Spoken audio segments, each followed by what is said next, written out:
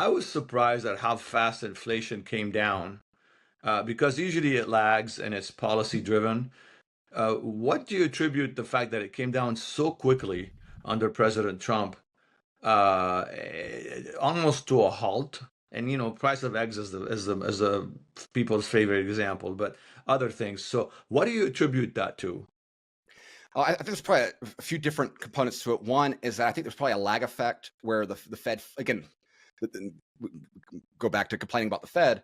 We're going to get there. I think churches that ignored the martyrdom of Charlie Kirk, or that spoke out against him, or that weren't, that they were afraid to address it because of fear of losing their people or upsetting somebody in their congregation. That was also a sign and a symptom, of where we're at and where they're at.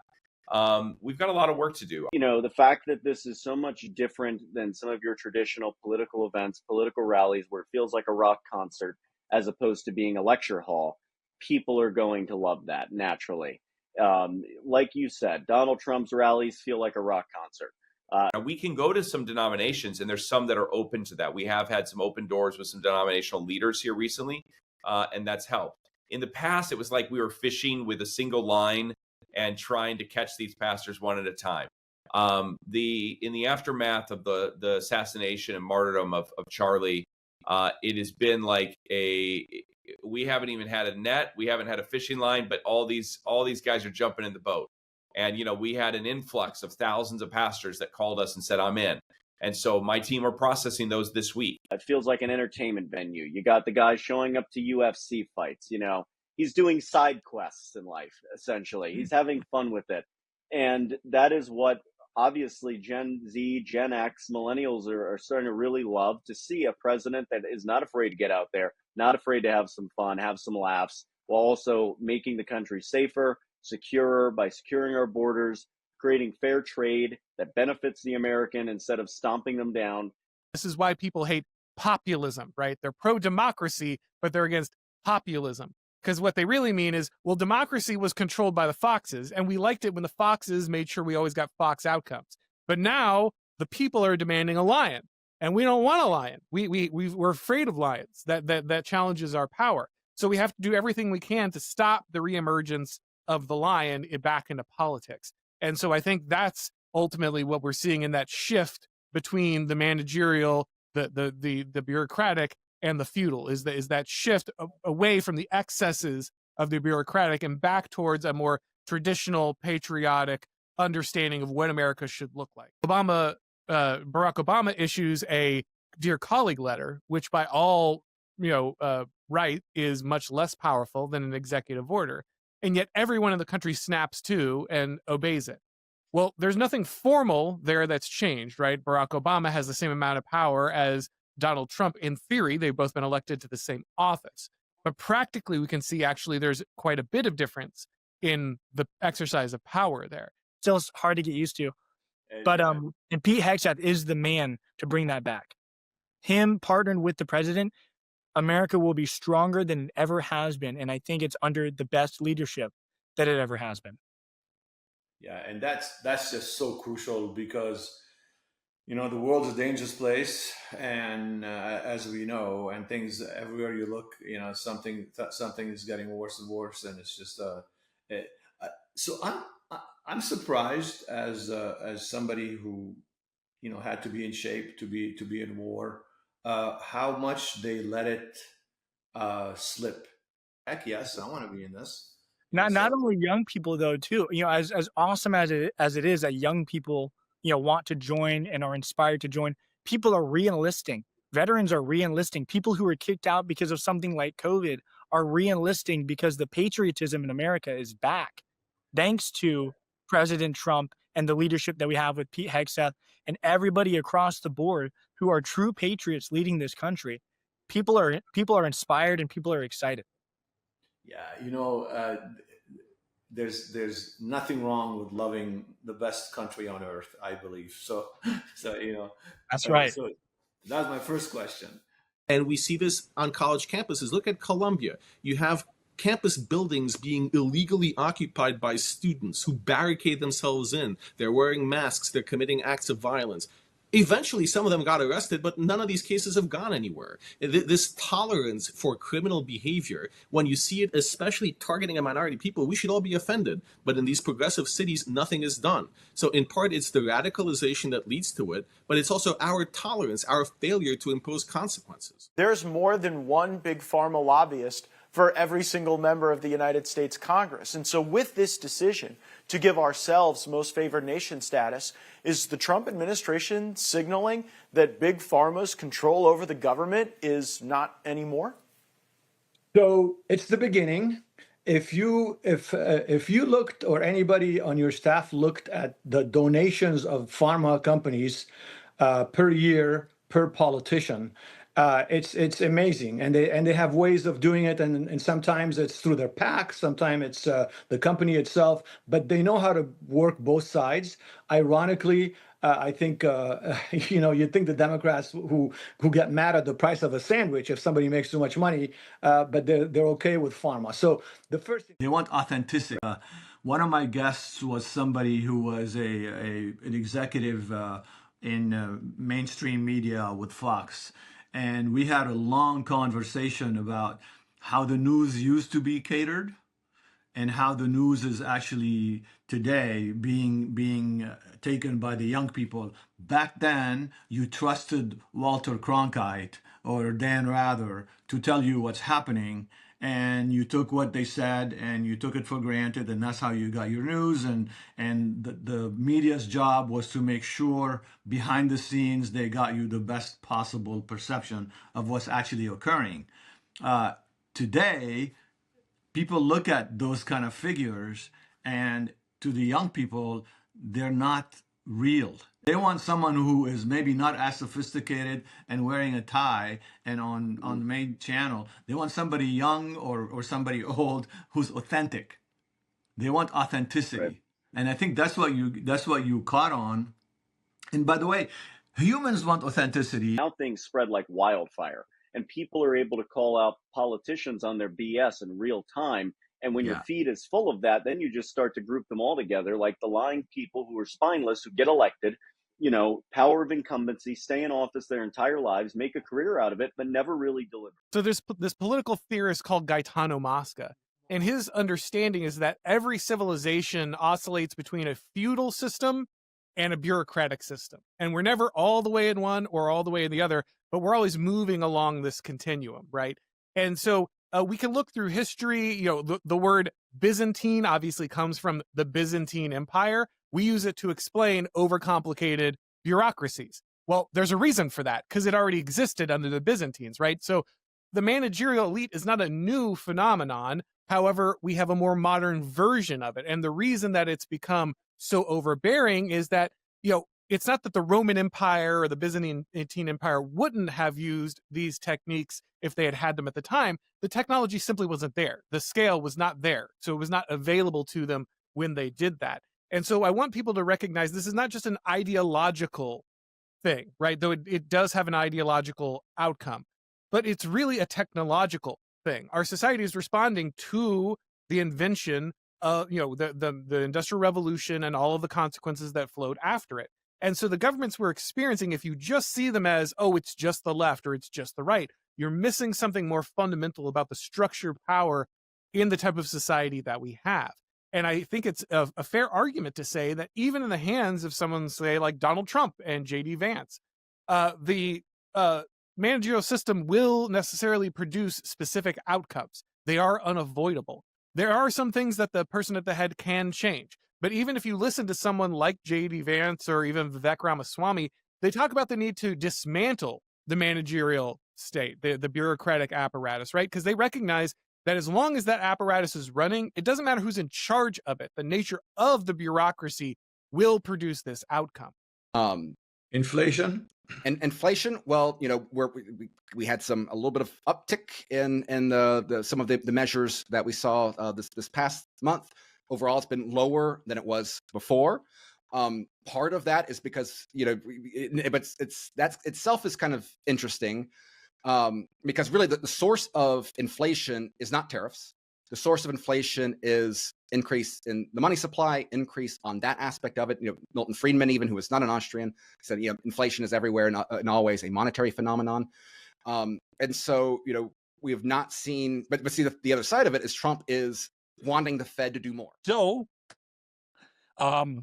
if we say that Islam is the religion of peace, then I want those who claim that to explain to me, how is Islam responsible for 360 million casualties in its history as a result of a direct result of its conquest in India, North Africa, and the Middle East, and Egypt? It's like erasing civilizations. What about my ancestors?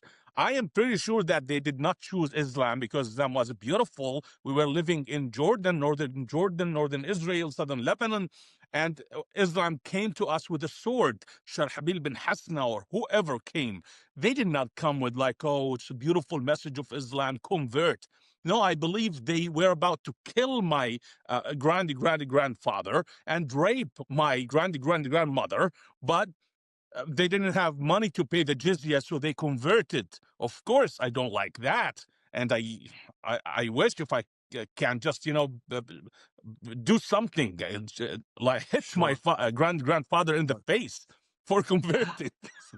This is literally Islam and Islamic conquest. They went to Egypt and they told the Christian Coptics, we are here in the land of Allah. Allah gave us the entire earth. Everything belongs to him. Convert to Islam, pay jizya, or die. Same thing. Actually, the Patriarch of Jerusalem, when Jerusalem was under siege by Muslims, he wrote a letter to the Patriarch of Antakya. And in that letter, he said, the Arab gangs are, they're at our walls, and they sent us two options: pay the jizya or pay money, or we will kill you. He did not mention the third option. And I don't believe that he just dropped it intentionally. It was not there. If it was there, he would have mentioned it. So they were doing the same thing, but outside the borders of the Arab Peninsula. It's like because of Islam, now they are... Actually, Islam is simply the globalization of Arabism. That's it. What a true warrior is capable of, what they look like, what they're doing, how they live their life, should be common sense, right? Those are the kind of people. There's a certain criteria of people who are lethal, and there's another who is not. And I'm not saying that anybody specific is or isn't, but when someone enlists into the military, there's certain standards that they have to meet, which the Secretary has spoken upon, and I think that goes across the board.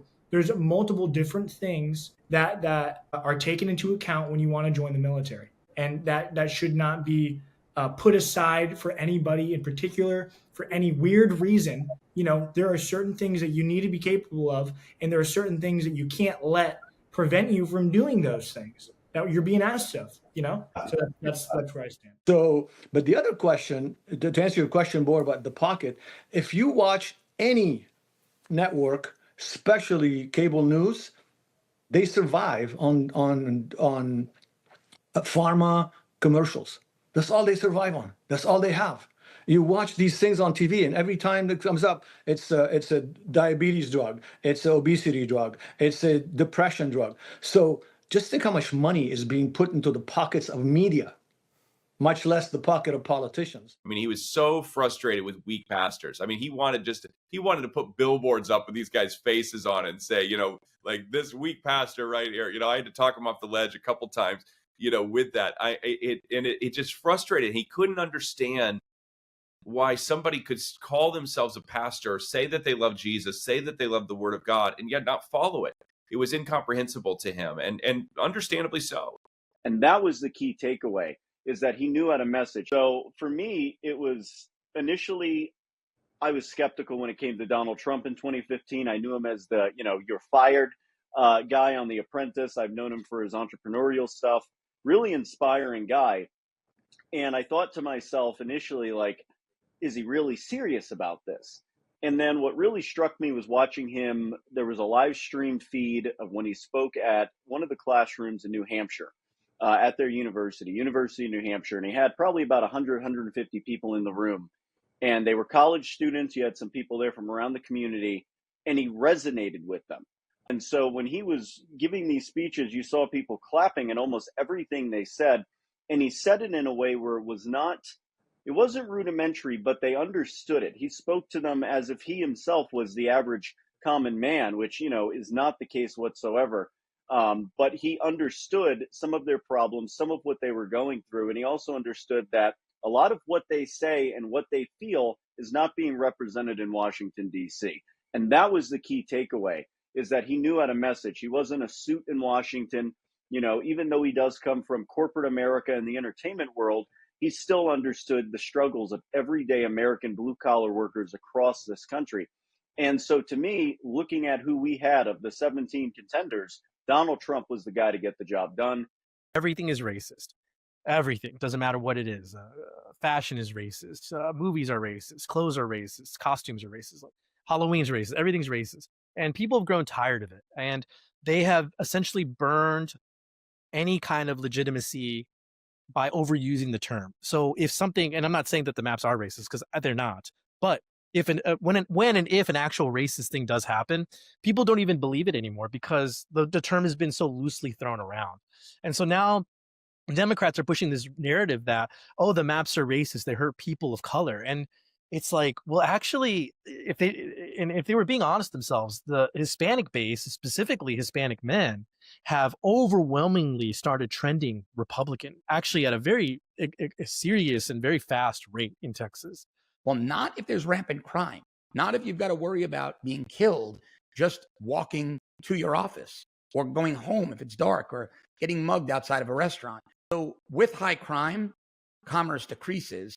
And economically, I think the city is in for just a hell of a time. So if our listeners take anything out today, it's going to be, first of all, crime is going to explode, unfortunately. Yeah. Second of all, economically speaking, there's so much you can squeeze the people that let you squeeze them as long as they can stay in the city. But now there's going to come a point where that inflection point is met where I can't get squeezed anymore, not to mention my kids can get killed on the way to school. Almost every company is an AI-based company right now. So here's my complicated thoughts on this. On one hand, I sound like a grouchy old dude because there's a lot of hype out there, and I'm an engineer. Now, a bunch of the stuff people are saying is not true. On the other hand, I think there are ways it could be useful, but I think it's kind of like the .com bubble. It wasn't, and I had a conversation recently with someone about this, and I'm like, that makes sense. It's like all that stuff that happened in the .com bubble that burst, it ultimately came true. It just took another 10 years to mature all that stuff, right? Exactly. So I think we're in like the AI hype bubble. And so like I looked at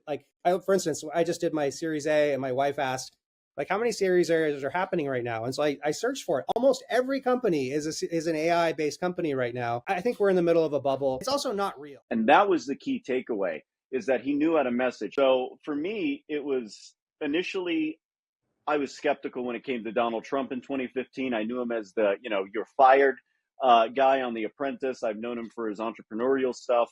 Really inspiring guy.